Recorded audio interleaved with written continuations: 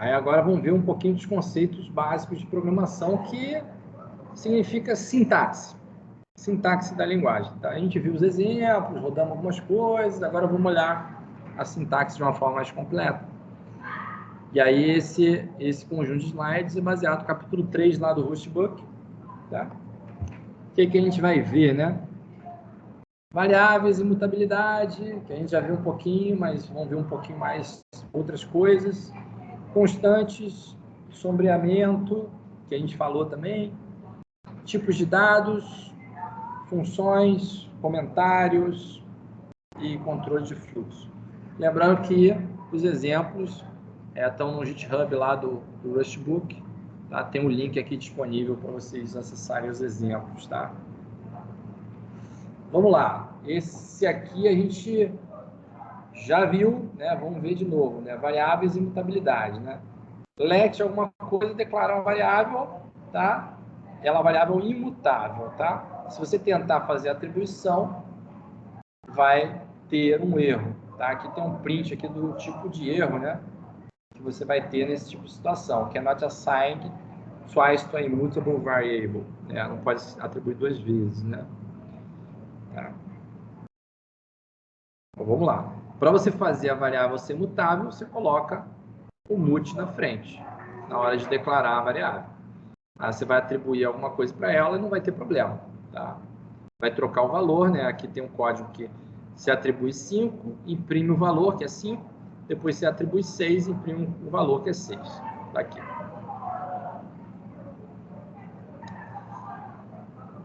Variável imutável é diferente de constante, tá, gente?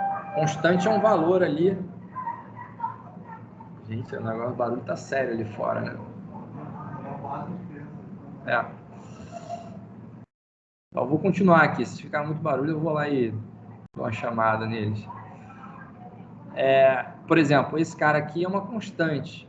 Tá?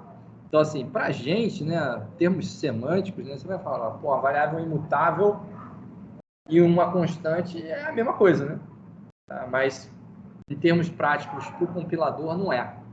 Tá? Então, se você tem uma variável que você não atribuiu nenhum valor a ela, você vai dar uma definição, ela é só uma definição para aquela constante, você pode colocar aqui no tudo uppercase, separado por underscore, né? E é uma constante. Tá? Se você quiser uma variável que você não vai modificar ela, tá? Você atribui uma vez, tá? Aí você usa lá uma variável sem o mut. Tá? E coisas em termos internos para compilação faz diferença. Assim, ele vai fazer algumas otimizações em relação à constante, em relação a variável não mutável. A variável não mutável é como se ele fizesse um search replace. Tá? E a constante é uma coisa que ele já sabe a priori que é uma constante, ele pode simplesmente colocar o valor. Toda variável tem que ter uma constante, um valor. Você tem que colocar alguma coisa na frente para dizer. Precisa. Calculação sozinho. Não vai ter. Não vai ter. Tá? Não vai ter. Não é JavaScript. Você fez a atribuição, criou uma variável. Não, isso aí é uma parada perigosa, tá? Você cria umas coisas que você, muitas vezes, você não podia não querer criar, tá? Oi? Então, mas tem. Por exemplo, aqui, ó, você não disse qual é o tipo. Ele sabe o tipo pelo que você atribuiu. Então, a menos que você faça um shadowing, que é você... Se você tentar atribuir, ó, esse cara aqui virou um inteiro. Se você tentar atribuir alguma coisa que não seja um inteiro, vai dar erro. Vai dar erro, tá? Então, assim...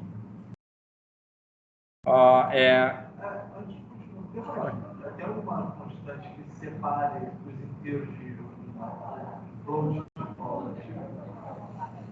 Como assim constante? Por exemplo, um número inteiro normal com um número quebrado. Float? Você tem float? Tem float. Já vai chegar no float. Tá?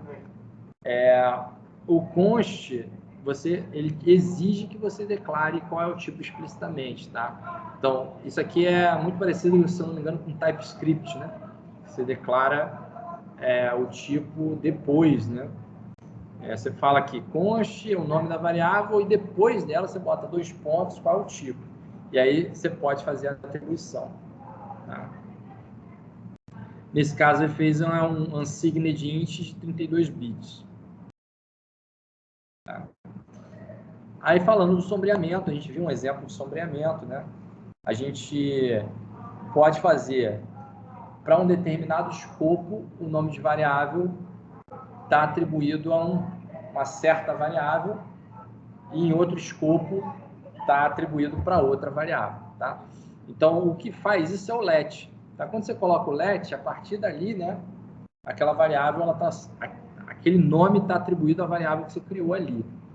Então, você pode fazer isso no meio do programa. Por exemplo, quando você faz aqui let x igual a 5, né, recebe 5, a partir daqui x vale 5. Quando você chegar nessa expressão aqui, olha que coisa estranha, né? Do lado direito da expressão, ela vale 5. Tá? Então, isso aqui vai resolver para 5 mais 1, 6. Tá? E a partir daqui, você tem uma outra variável que vale 6. Tá? E repara, essas duas variáveis são imutáveis. Então, até aqui era uma variável e depois daqui é outra. Só que você está usando aquele nome para fazer referência a uma outra variável. Tá?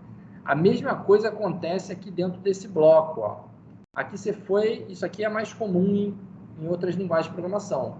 Dentro do bloco você consegue redeclarar uma variável. Né? Tá? Então aqui foi feito mais um shadowing, né?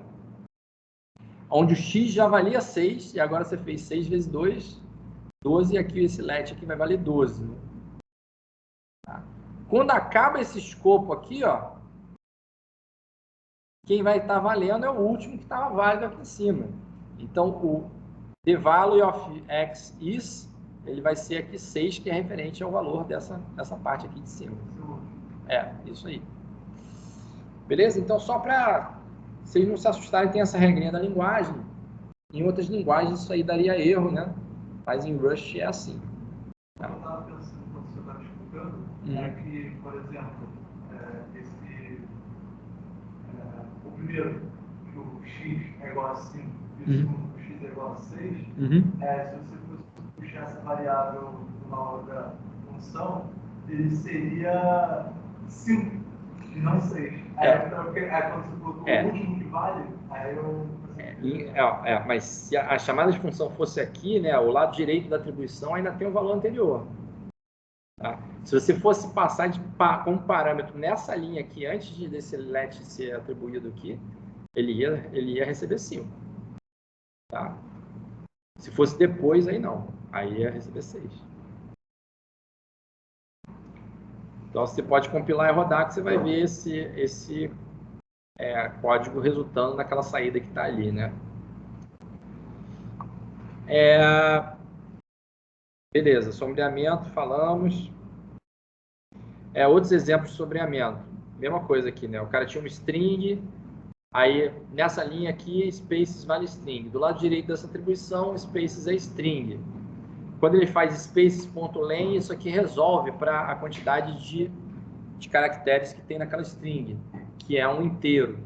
Então, a partir daqui, o spaces vale um inteiro. Tá?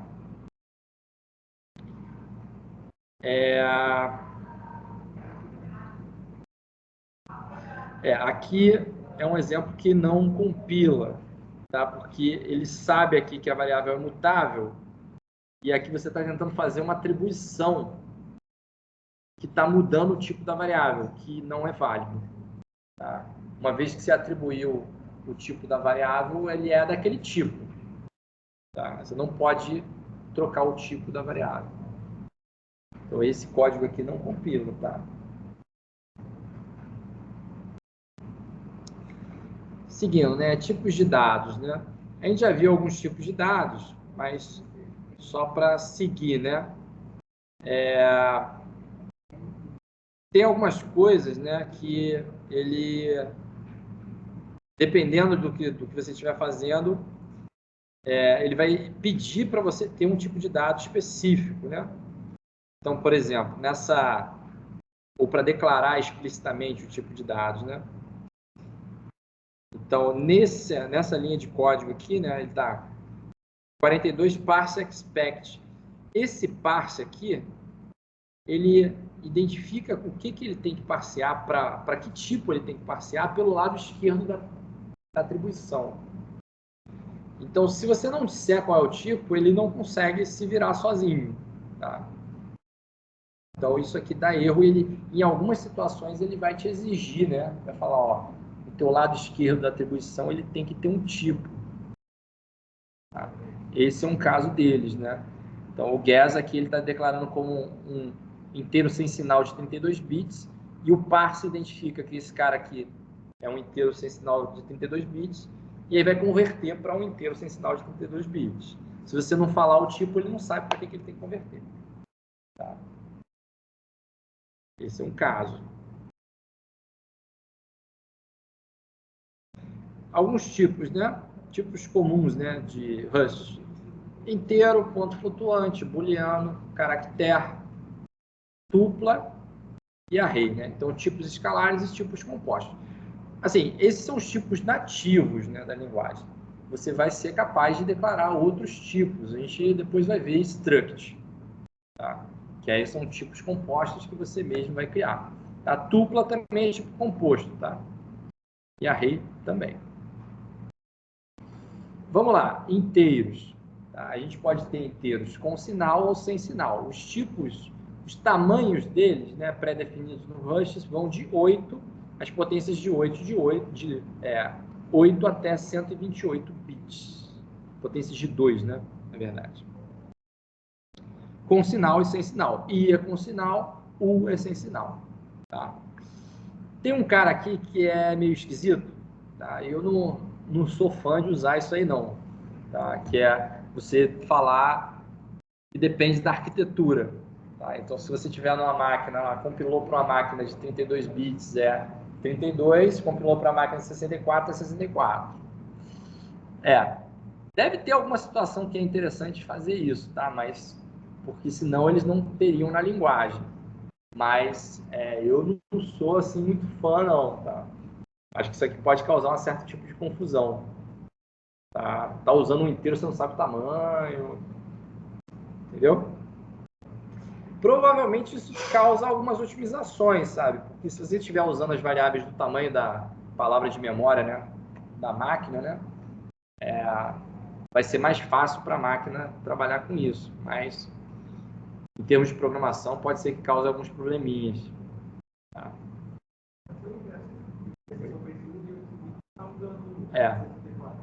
Mas aí, por exemplo, como é que você sabe, né? Imagina que eu estou programando aqui, aí coloquei lá que tipo é da arquitetura, você vira aí. Aí eu vou lá, faço uma atribuição, aí a atribuição é maior do que 8 bits, aí para uma máquina vai compilar, para outra não vai compilar, entendeu? Aí é complexo, é bem complexo. Tá? Da maneira que eu estou enxergando, não seria um problema se você se dá parte da outra e colocar um para o outro, do que colocar um que se adapte para impedir que esse hack... Você tem a opção. Ele se adapta ao que tiver... É isso aí. Se você botar assim, size, ele vai olhar qual é o tamanho da palavra de memória da arquitetura e vai tacar do tamanho da palavra de memória. Toda máquina 64 é 64. Mas esse hack deve consumir bem mais memória do que sei lá, 16 bits. Assim, só para constar, né? Mesmo que você crie um cara de 8 bits numa máquina de 64, ele vai consumir 64. Tá? Porque a máquina de 64 ela trabalha com 64. Por isso que você consegue, deve ter otimizações do tipo, deixa eu usar o tamanho da palavra de memória porque não faz diferença, vai ter que usar mesmo, né? Tá? Mas, por exemplo, se achar que está usando 8 bits numa máquina de 64, está economizando memória, Talvez você esteja economizando storage, tá? Para guardar em disco, essas coisas. Mas quando ele subir a variável para a memória, ele precisa da palavra. Precisa da palavra de memória inteira. A menos que esteja trabalhando com registrador, aí é outra coisa. Coisa mais complexa, tá? Mas você tem essa possibilidade, lembre disso. Tá? Tem outras linguagens que você faz isso e nem está sabendo o que está fazendo, tá? Então, se eu não me engano, linguagens compiladas e até, não sei se o Python da vida, quando você declara uma coisa que não tem tamanho, é o tamanho da palavra de memória. Tá? Então, vamos lá. Seguindo, né? Podemos escrever números como literais, exemplificando a tabela do lado. Vamos lá. Decimal, repara, o underscore, ele é só um separador, tá? Ele não tem nenhuma semântica, assim, é só para você poder ler mesmo, tá? De uma forma melhor. Tá? Mas já quando você trabalha com outros tipos, né, de 0x é o prefixo para você dizer que é hexadecimal. 0O, que é octal. 0B, binário. E B, bytes. Bem? Esse B e o A, entre aspas, aqui, né, significam os bytes desse caractere. Tá?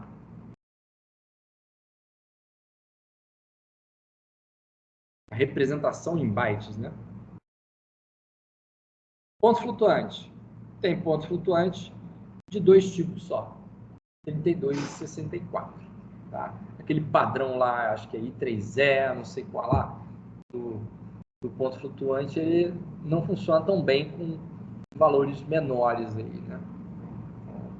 Para você ter uma padronização é 32 e 64. Acabou.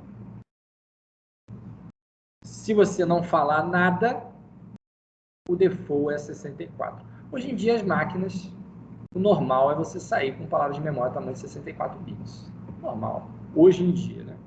Se você quiser um cara de 32, você tem que dizer explicitamente se você quer um cara de 32. Operações numéricas. Vocês já conhecem elas, né? Vamos só revisar. Aqui, se você já programou em alguma linguagem C-like, tá, da vida, algum dia é a mesma coisa. Então, tem adição, que vai ser o mais, diferença ou subtração, que vai ser o menos, tracinho, né? Multiplicação, que é o asterisco, divisão, que é a barra, tá? E operação de resto, né? O módulo, né? Que é o percento. Tá? Booleanos, né? Booleanos, eles podem ser verdadeiros ou falsos, né? Você pode fazer ou só uma atribuição, ou você pode fazer a declaração lá, que ele é um booleano, colocando a mutação de tipo. Caracteres. Aí vem uma diferençazinha, né? Que nem toda linguagem trabalha com caracteres Unicode, tá? Eu acho que se você pegar C, não sei qual o default de C, mas eu acho que é ASCII. É ASCII? É. Tem outras linguagens que já são mais modernas, né? Eu acho que o Python ele já trabalha com Unicode. Quando você vem e tenta usar um caractere, ele já é um Unicode. Porque aí você já trabalha com a palavra de 4 bytes, né? Que aí você tem todos os caracteres normais, né? Que você tem tabela ASCII, mais aquela porrada de caractere especial, né? Então você tem aqui que o cara declarou aquele Z, né? Que é de... Z é o quê, cara? É inteiros, não? É inteiros? É. Números inteiros, né? E aí ele consegue colocar isso, ou você pode até conseguir colocar um emoji atribuído a uma string. Você vai ver que quando vocês fazem aplicação console em Rust, você consegue imprimir assim, bastante coisa no console. Imprime imagens, tem emoji, tem uma porrada de coisa. Você faz uma aplicação bem, sabe, amigável, digamos, para uma aplicação CLI. Tá? Está legal. Só para vocês saberem que cada caractere que você declarar, você está pegando 4 bytes. Tá? Tupla. Tupla é um tipo composto que tem mais de um valor. Tá? Então, assim, os valores não precisam ser do mesmo tipo. Tá? Isso geralmente é usado para você conseguir pegar um registro, né, um conjunto de valores e carregar ele junto. Tá? Seja para retornar para uma função, retornar de uma função, ou então você fazer operações em cima dela. Tá? Então aqui tem um exemplo, né, declaração de uma tupla, né, let tup, aqui é o nome da variável, 2 pontos, aí você coloca aqui entre parênteses, tá, quais são os tipos de cada elemento, tá, posicionalmente, e aí depois você pode fazer a atribuição normalmente. Tá? Então aqui ele tem um inteiro de 32, um float de 64 e um inteiro sem sinal de 8 bits. Tá? E aqui está a atribuição dos valores.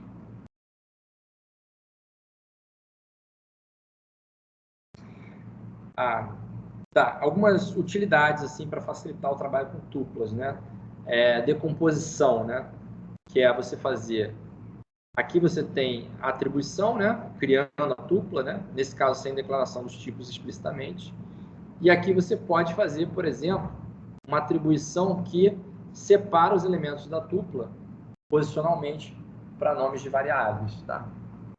Então, facilita na hora de você trabalhar com ela. Além disso, né, você pode acessar também posicionalmente o elemento de cada tupla, né? Então, por exemplo, x.0 representa o primeiro elemento da tupla, x.1 o segundo, x.2 o terceiro.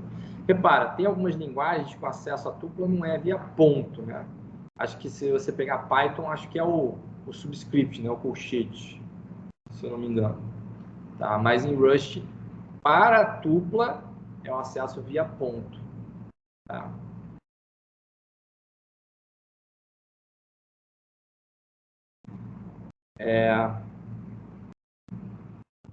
A tupla sem nenhum valor é um int, né? São descritos como abre e fecha parênteses, sem nada. Representar um valor vazio ou um tipo de retorno vazio.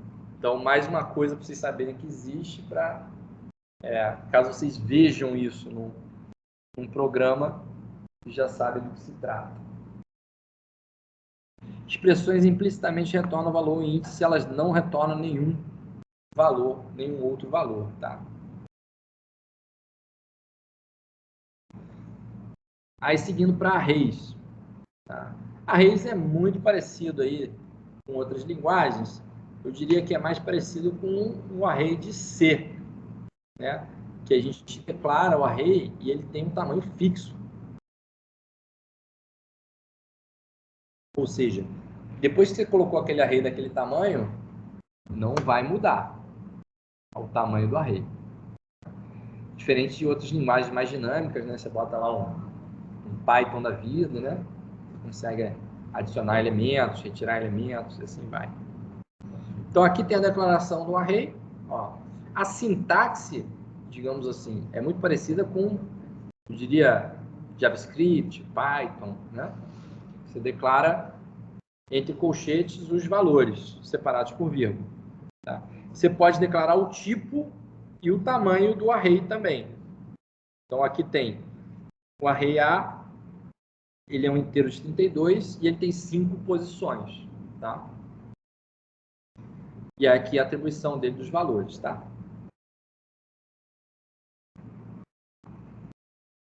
O acesso aos elementos do array é feito via subscript, né? Abre e fecha colchete, posição do elemento que você quer acessar. Se você tentar acessar um valor que seja maior que a posição do array, você vai gerar um erro. Tá? Então, o overflow, né? Acesso... Isso a gente está acostumado em, por exemplo, Java, né? Dar esse tipo de erro, né? Array index out of bounds, né? A gente está acostumado a ver isso. Ó, declaração de funções, né? A gente já viu lá, né? fn, o nome da função. Tá? Aí algumas coisinhas assim, detalhes técnicos, né? Geralmente, convenção, né, de linguagem, tem linguagens que o cara faz camel cases, né? recomendação é camel case. Aqui, normalmente é snake case, mas você vai ver que tem alguns casos que alguns elementos do Rust são camel case também. Tá?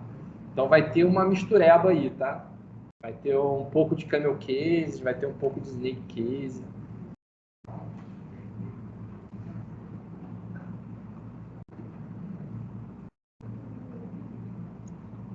Declaração de parâmetros para a função. Mesma coisa do que declaração de variável, tá? Você vai criar uma lista separada por vírgula, né? A posição dos parâmetros. Só que a declaração de tipo ela vem depois, né? Depois dos 2 pontos. Então você tem aqui uma função que tem 2 parâmetros, né? Value, que é um inteiro 32, e um int label, que é um caractere.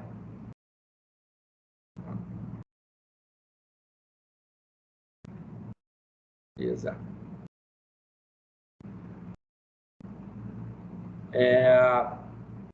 Vamos lá.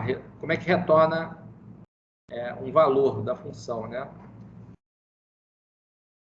Então, a gente tem que separar as coisas em statement e expressão, né? Statement, ele é uma instrução que não retorna um valor, né? Então, o statement ele termina com ponto e vírgula. Tá?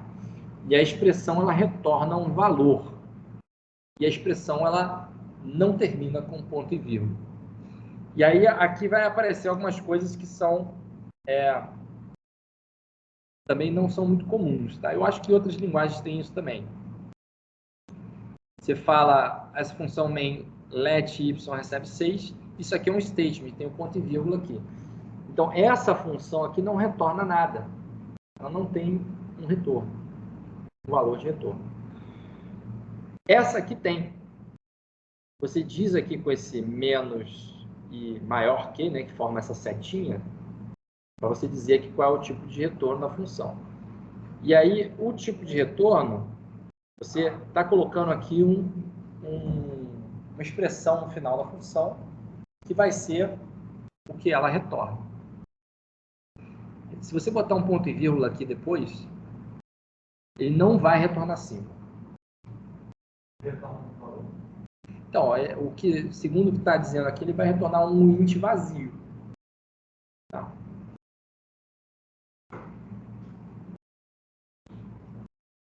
Tá? Então, assim,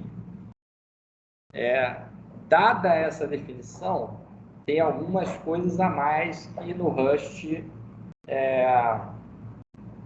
não funciona bem. Tá? Então, por exemplo, ou não funciona bem, ou vou dizer que não funciona bem, mas que não funciona como em outras linguagens, tá? Então, coisas que você faz em outras linguagens que você não consegue fazer em Rust. Isso aqui, ó. Fazer uma atribuição múltipla de variável. Tem outras linguagens que isso aqui significaria y recebe 6 e x recebe 6 também. Tá? Mas isso aqui não funciona em Rust. Tá? E aí, por exemplo, a atribuição ela não retorna valor. Por isso você não consegue fazer isso aqui. Senão, isso aqui não é avaliado para um valor, então você não pode atribuir para x. Mesma coisa aqui, tá? Essa parte não é avaliada por valor, não pode ser atribuída. Já se você tiver expressões, aí você consegue. Então, por exemplo, por mais que você coloque... Se você tem aqui um bloco, e esse bloco termina por uma expressão, que é um elemento que não tem um ponto e vírgula, isso vai ser o valor de retorno desse bloco. E aí você vai conseguir fazer a atribuição de um bloco a uma variável. O que em outras linguagens é uma coisa estranhíssima. Tá? Então, mas em Rust isso aqui funciona. Tá? É estranho por causa que é uma... Não exatamente a lei, mas como o exemplo do anterior, que é FN5, né? Acho que é esse cara aqui. Isso daí era como se fosse um mini programa, uma funçãozinha que se acopla bem, sabe? Aí, tipo, normalmente quando isso é uma função, é algo que vai retornar alguma soma, um cálculo, aí só toma 5. É. Faz parte.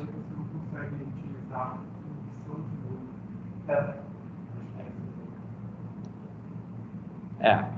Na verdade, isso aqui é a declaração da função. Quando você chamar ela, ela vai retornar 5. Não, eu digo do outro bloco. É, esse aqui não. Esse aqui é uma vez só.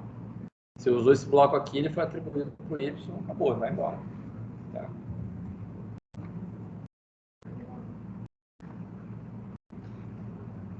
Seguindo, né?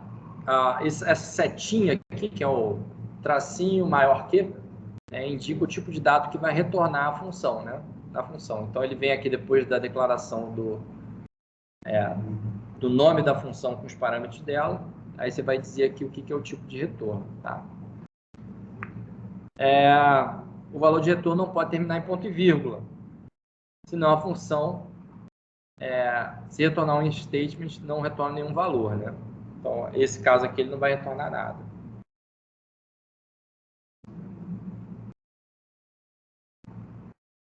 O que ele quer dizer aqui?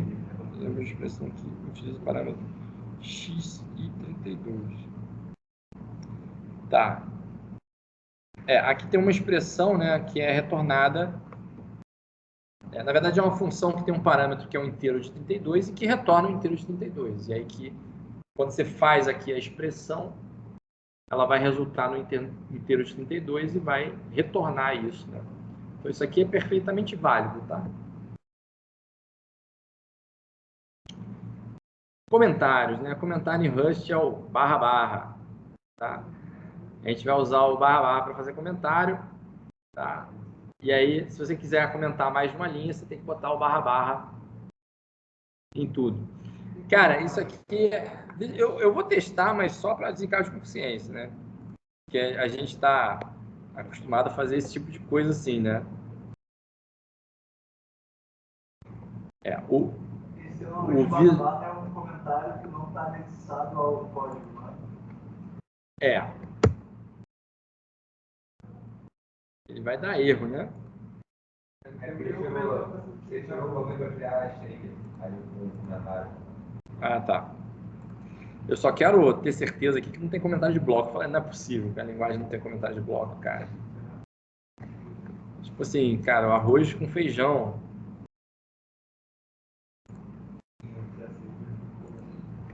Como é que eu tiro isso aqui da minha tela, cara?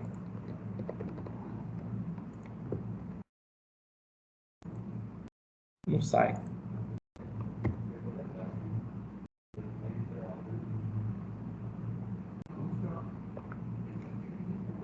Funcionou, né? Eu acho que tem comentário de bloco, sim. Tá.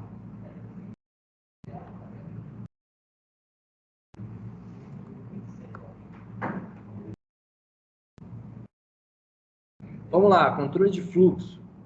If then else e repetição. If then else, né? Então, ó, isso aí é sintaxe que a gente está acostumado. Contudo, reparem a diferença aí do select. Não precisa ter parênteses. No C você tem que botar um if e abrir e fechar o parênteses. Né? Aqui no Rust você não precisa.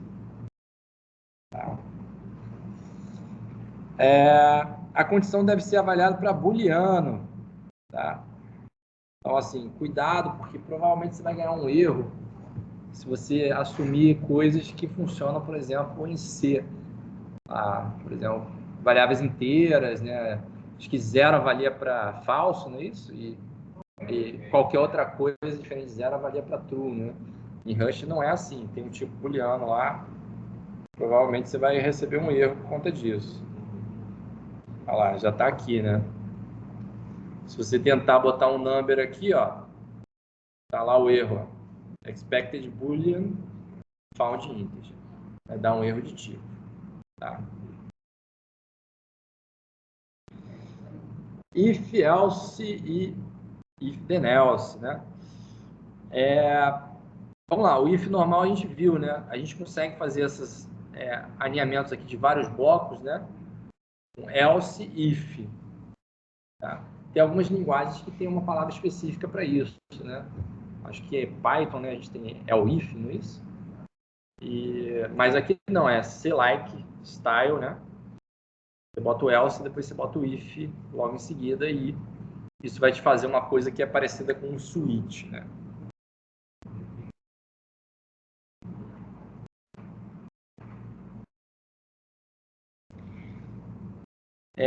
If em declaração de variável, né? É aquelas parecido com condição ternária, né? Que a gente está acostumado lá em interrogação dos pontos, né?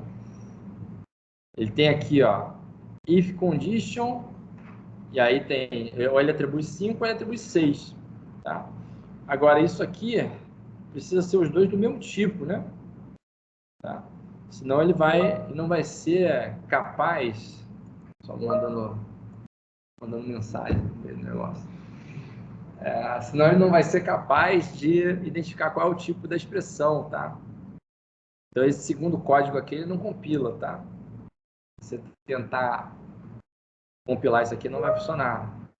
Caraca, peraí, gente, deixa eu fazer um negócio aqui. Tem uma coisa aqui que eu posso fazer no Teams para parar isso.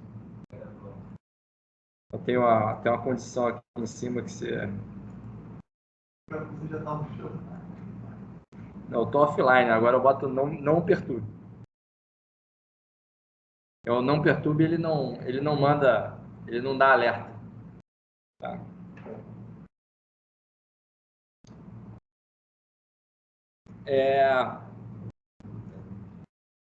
Tá bom. Então, seguindo, né? Então, você pode criar esse tipo de coisa, né? Na definição de variáveis, mas não com tipos diferentes.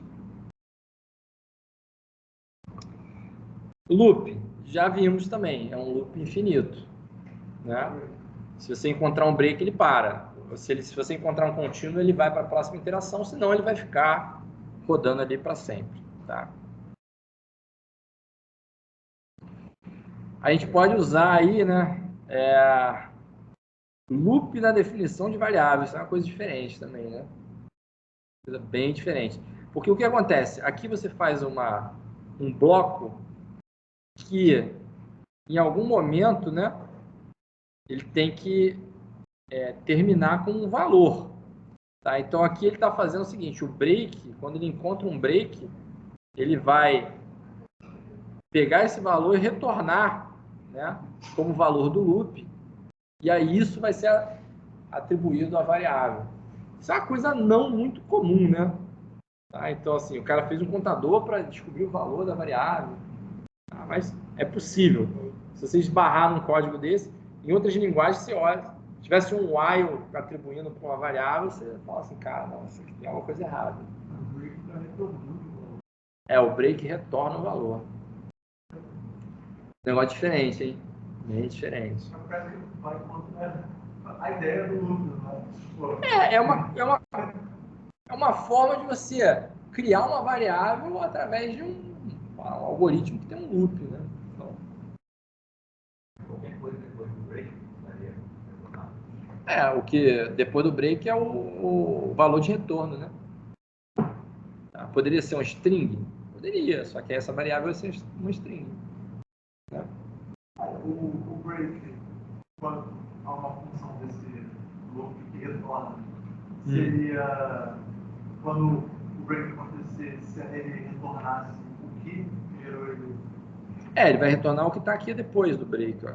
Vai retornar aqui, o valor de counter, né, vezes 2, né? Meio como se fosse um debug, no caso. Não é um debug, ele está atribuindo mesmo. Fazendo uma atribuição. Tá? Seguindo, né? Podemos usar loop dentro de loop, isso é uma coisa mais comum. Agora, esses caras aqui, eu não sei se vocês já usaram em algumas linguagens, né? Que é o que a gente usa label. Já usaram label para loop? Não é bem um goto, mas é uma indicação de qual... Você usa label para você poder usar o break contínuo e você dizer qual loop que você quer quebrar ou qual loop que você quer continuar. Tá?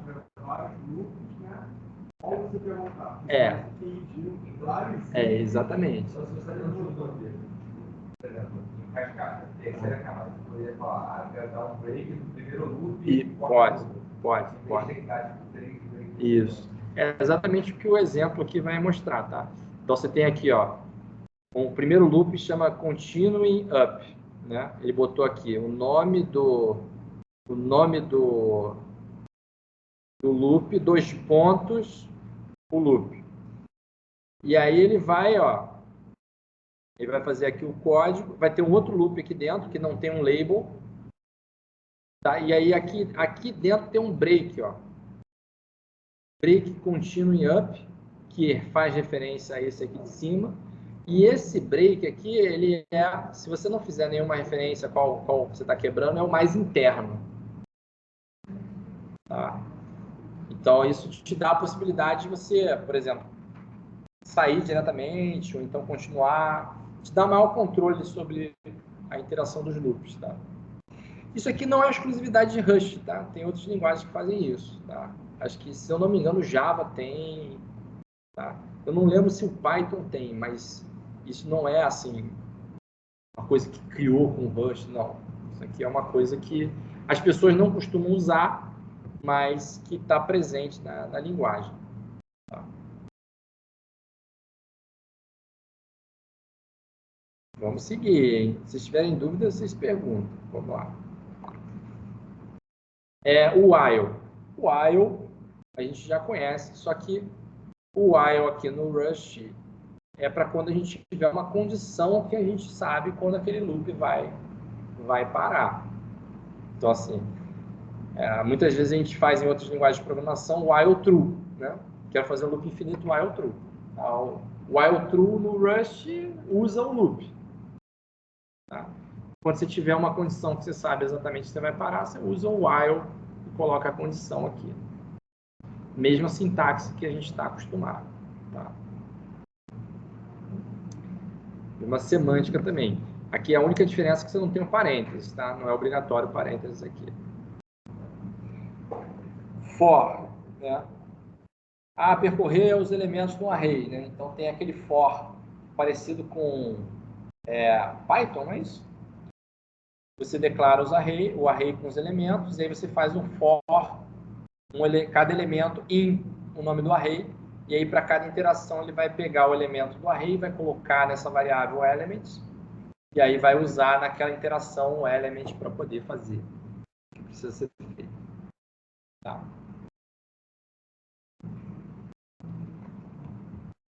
For em cima de um range, né? Um range de números.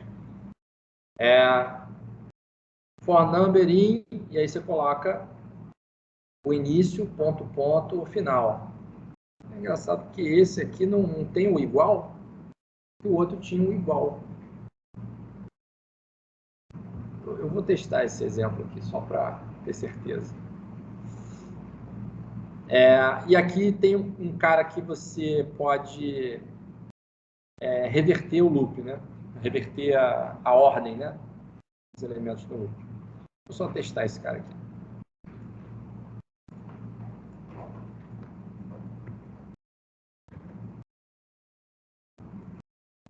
Vou colocar em cima desse, depois eu dou um Ctrl Z aqui.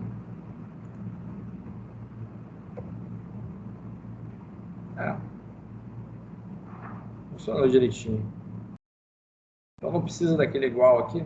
Acho que para esse tipo de coisa acho que não vai precisar. Agora acho que eu entendi.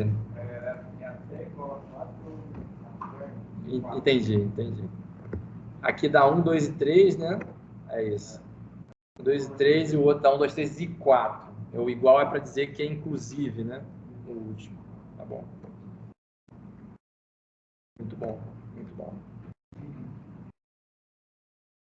Tá bom? Acho que acabamos mais um capítulo. Tá? Então, esse aí é referente ao capítulo 3 do Rustbook. Tá? A referência está aí. Eu acho que por hoje está legal, né? Deixa eu dar uma